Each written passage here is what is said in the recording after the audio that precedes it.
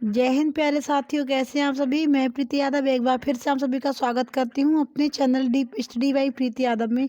Friend, हम आपके लिए डेली ही जीके और जीएस के शॉर्ट प्रैक्टिस सेट लेकर आते हैं। उसी तरीके से आज का जो हमारा प्रैक्टिस सेट है वो भी जीके और जीएस का ही प्रैक्टिस सेट है। इसमें हम देखेंगे जीके के 20 एमसीक्यूज। ठीक है, तो आपको इसमें से 20 में से आपको 15 यहाँ पर सही करके दिखाना है। ये हमारे आज का टारगेट रहने वाला है इस प्रैक्टिस सेट का। तो चलिए फ्रेंड, अपनी क्लास को स्टार्ट करते हैं अपने आज के पहले क्वेश्चन की तरफ से। आज का जो हमारा क्वेश्चन है पहला, वो है 75वां गणतंत्र दिवस सर्व 2024 में सर्वश्रेष्ठ झांकी पुरस्कार किस राज्य ने जीता है। आपको बताना है कि अभी जो हमारा गणतंत्र दिवस मनाया गया वो कौन सा था, 75वां था। और ये जो 2024 में मनाया गया है, इसमें जो सर्वश्रेष्ठ झांकी का पुरस्कार दिया गया वो किस राज्य को दिया गया। ऑप्शन है हमारे महाराष्ट्र को, उड़ीसा, गुजरात या फिर हिमाचल प्रदेश को। तो ये दिया गया है उड़ीसा के लिए। ठीक है, उड़ीसा राज्य ने जीता है। और सेकंड नंबर पे जो स्टेट था वो था हमारा गुजरात, और थर्ड नंबर पे था वो था हमारा महाराष्ट्र। ठीक है, चलिए, लेकिन इसका कलर भी पेन का चेंज करेंगे। इसका जो पेन ग्रीन कर लेते हैं अब। ठीक है, सेकंड क्वेश्चन को देखेंगे। सेकंड क्वेश्चन में यहाँ पर है गणतंत्र दिवस 2024 में तीनों सेनाओं में सर्वश्रेष्ठ मार्चिंग दल का पुरस्कार किसने जीता। तीनों सेनाओं की बात हो रही है। उन तीनों सेनाओं में जो सर्वश्रेष्ठ मार्चिंग की गई तो उसका जो किस दल ने जीता है। सिख रेजिमेंट ने, गोरखा रेजिमेंट ने, कमांडो रेजिमेंट या फिर हिंदू रेजिमेंट ने। तो ये जो जीता है वो जीता है सिख रेजिमेंट ने, यानी ऑप्शन नंबर 1 इसका बिल्कुल सही जवाब हो जाएगा। अगले क्वेश्चन की तरफ बढ़ेंगे। क्वेश्चन नंबर 3 देखेंगे अपना। देखिए, ऐसे ही क्वेश्चंस हम आपके लिए डेली ही प्रैक्टिस सेट में लेकर आते हैं। तो अगर आप चाहते हैं इसी तरीके के और भी प्रैक्टिस सेट को सॉल्व करना, तो आप लोग चैनल को सब्सक्राइब करना बिल्कुल नहीं भूलें, और साथ ही साथ बेल आइकन को भी प्रेस कर लें। हम देखिए, आज के जो हमारा क्वेश्चन नंबर 3 है, दो क्वेश्चन हम इसमें कर चुके हैं। तीसरा क्वेश्चन देखेंगे। कर्पूरी ठाकुर के बाद भारत रत्न पुरस्कार 2024 में और किसे दिए जाने की घोषणा हुई है। यानी एक तो कर्पूरी ठाकुर को दिया जाएगा, और जो दूसरा दिया जाना है वो किसके लिए दिया जाना है, इसकी घोषणा हुई है। ऑप्शन है हमारे दामोदर नरेंद्र मोदी, ये हमारे प्रधानमंत्री जी का नाम है। पूरा नाम क्या है इनका, दामोदर नरेंद्र मोदी। सेकंड है लाल कृष्ण आडवाणी।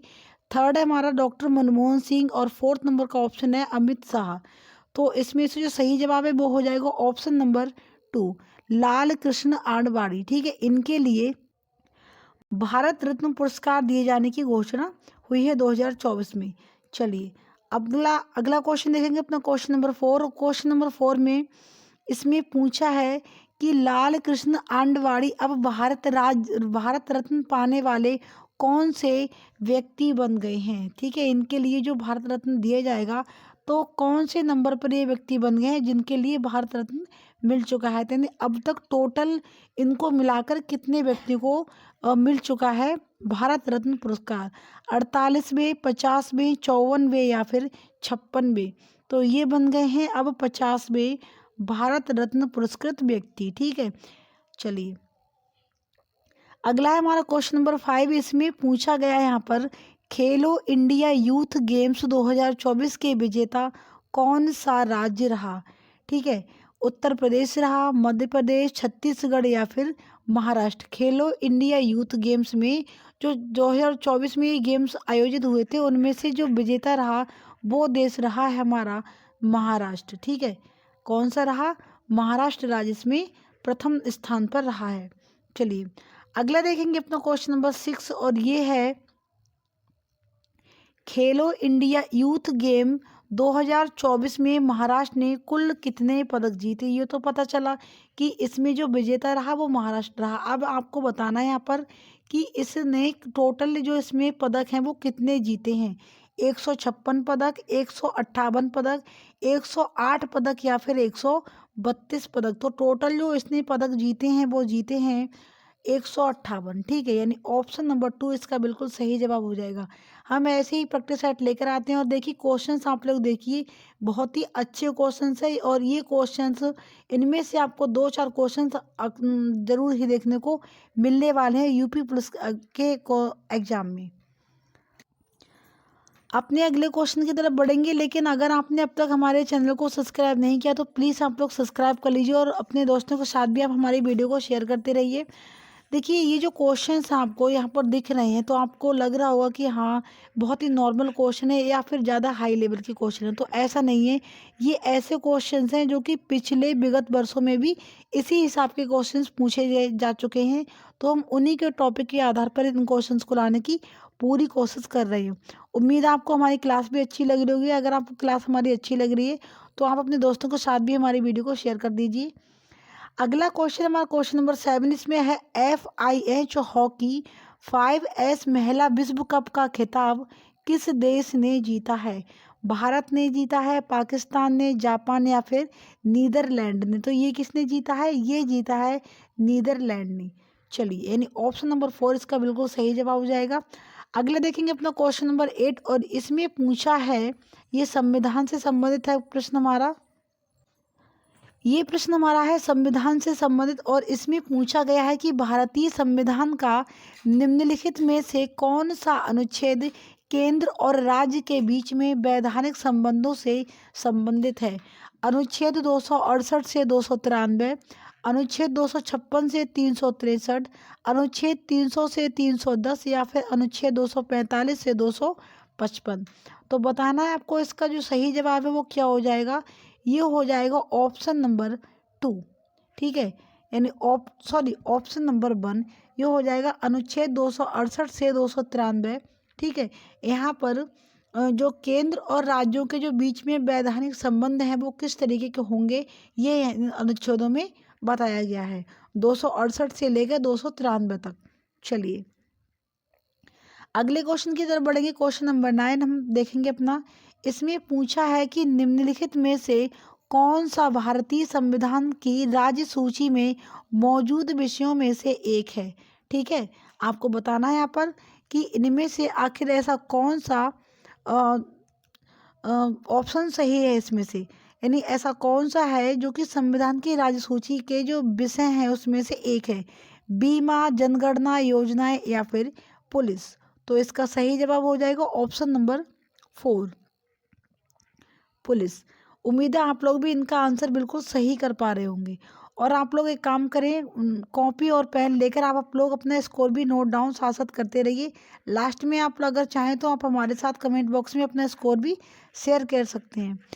क्वेश्चन नंबर 10 है हमारा, भारत के लिए अनिर्दिष्ट भविष्य में स्वतंत्र उपनिवेश के स्पष्ट प्रस्ताव की घोषणा किसने की थी?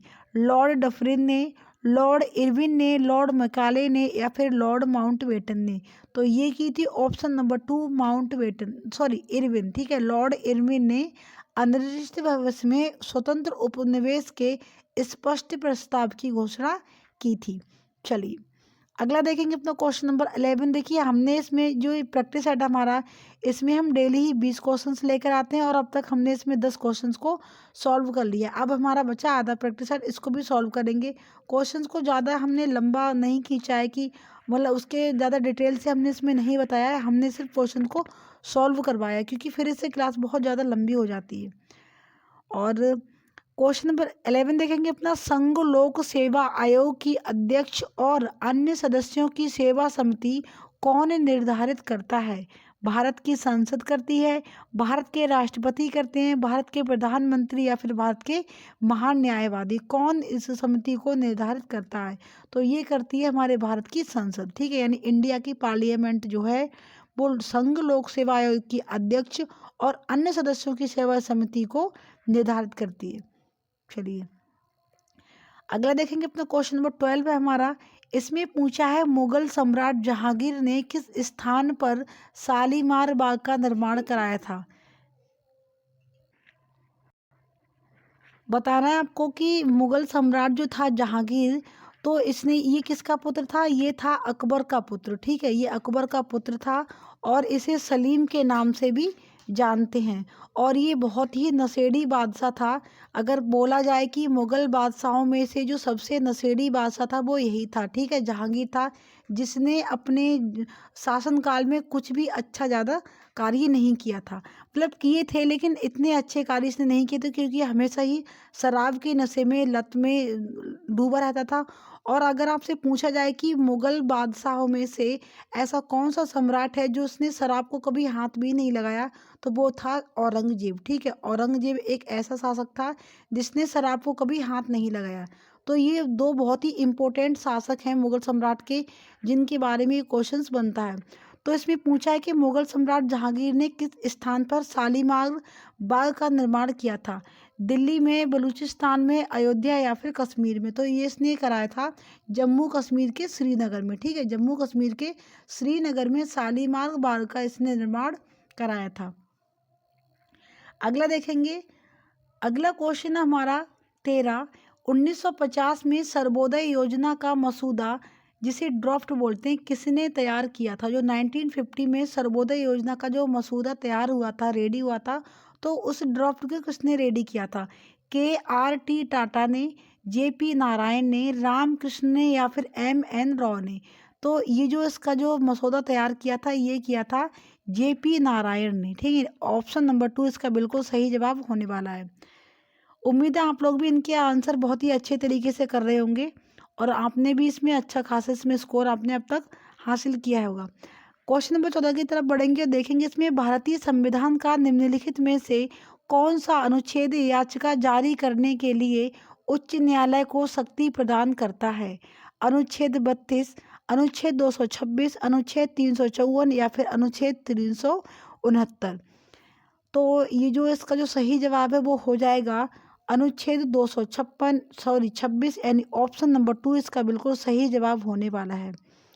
अगला देखेंगे अपना क्वेश्चन नंबर 15। बहुत ही अच्छे अच्छे क्वेश्चंस हम आपको यहाँ पर लेकर आए हैं, तो आप लोग अच्छे से बस आप उनको सॉल्व कीजिए। अगला है हमारा ग्रेवी अवार्ड 2024 में किस भारतीय कंपोजर ने एक साथ 3 अवार्ड जीते? ठीक है, एक साथ में ऐसा कौन सा एक कंपोजर है, इंडियन कंपोजर है, जिसने एक साथ में 3 अवार्ड जीते हैं ग्रेवी अवार्ड में? राकेश चौरसिया ने, सोनू निगम ने, अजीत सिंह या फिर उस्ताद जाकिर हुसैन ने? तो ये इसने जीते हैं, ये जीते हैं उस्ताद जाकिर हुसैन, यानी ऑप्शन नंबर 4 इसका बिल्कुल सही जवाब होने वाला है। अगले क्वेश्चन की तरफ बढ़ेंगे और क्वेश्चन नंबर 16 अपना देखेंगे यहाँ पर।